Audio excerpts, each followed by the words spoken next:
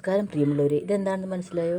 ഇതാണ് മാങ്ങ ഇഞ്ചി എന്ന് പറയും, അതായത് മാംഗോ ജിഞ്ചർ. ഇതിൻ്റെ പ്രധാനപ്പെട്ട ഇത് നമുക്ക് എല്ലാവർക്കും ഇത് അറിയുന്നൊരു കാര്യമില്ല. എന്നാൽ പഴയ ആൾക്കാർക്ക് ഈ വിളയെപ്പറ്റി അറിയാം. ഇതിൻ്റെ പ്രധാനമായിട്ടും ഇതിൻ്റെ ഉപയോഗം എന്താണെന്ന് വെച്ചാൽ, ഇത് നമ്മൾ സാധാരണയായിട്ട് തെക്കൻ കേരളത്തിൽ ഇതിന് അത്ര പ്രാധാന്യം കൽപ്പിക്കുന്നില്ല, എങ്കിലും വടക്കൻ കേരളത്തിലുള്ള ആളുകൾ അച്ചാറിടാനായിട്ട് ഉപയോഗിക്കുന്നുണ്ട്.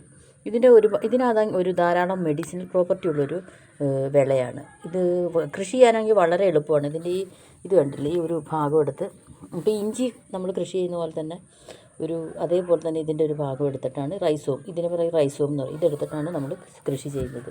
ഇതിൻ്റെ ഗുണം എന്ന് പറഞ്ഞാൽ മെഡിസിനലായിട്ട് ധാരാളം, ഒന്നാമത് സ്കിന്നിന് ഇത് വളരെ നല്ലൊരു വിളയാണ്.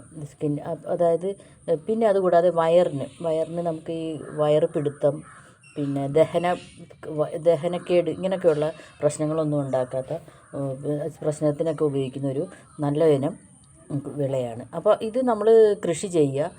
പിന്നെ ഇതിന് ഒരു ഉപയോഗം എന്ന് വെച്ചാൽ, ഇത് പേസ്റ്റ് രൂപത്തിലാക്കി ജ്യൂസ് അടിക്കാൻ വേണ്ടി നമ്മൾ ഇപ്പോൾ നാരങ്ങ വെള്ളമൊക്കെ അടിക്കുന്നതിൻ്റെ കൂട്ടത്തിൽ ഇഞ്ചിയും, പിന്നെ സാധാരണ ആൾക്കാർക്കറിയാം, ഇഞ്ചിയും പേസ്റ്റും പിന്നെ ഈ മുളകും എല്ലാം കൂടെ അരച്ച് ഒരു പേസ്റ്റ് രൂപത്തിലാക്കി നമ്മൾ ലെമണിലടിച്ച് കൊടുക്കുന്നൊരു ഇതുണ്ട്. അതിനകത്ത് ഇത് പേസ്റ്റാക്കി അങ്ങനെയുള്ളൊരു പർപ്പസിന് ഉപയോഗിക്കാം. അങ്ങനെ നമ്മൾ കഴിക്കുകയാണെങ്കിൽ നമ്മുടെ ദഹന പ്രശ്നങ്ങളും വയറ് സംബന്ധമായ പ്രശ്നങ്ങളോ പിന്നെ ഗ്യാസിൻ്റെ ഇഷ്യൂസ് അങ്ങനെയുള്ള എല്ലാ പ്രശ്നങ്ങളും, ഒരുവിധപ്പെട്ട പ്രശ്നങ്ങളൊക്കെ മാറും.